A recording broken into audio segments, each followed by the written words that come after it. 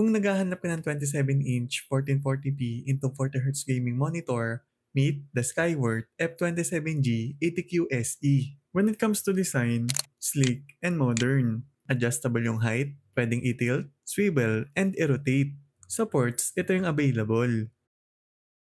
For display, 27-inch with 1440p resolution, 240Hz refresh rate, 1 ms response time, and IPS panel. It also supports HDR400 and adaptive sync, kaya good for gaming, movies, and content creation. As for color output, accurate out of the box, and meron tong 5 available color space, so may options ka, depende sa ginagawa mo. Sa OSD menu, almost complete. May game settings din, so nandito yung adaptive sync, overdrive, and low latency input. Under game assist, ito yung makikita mo.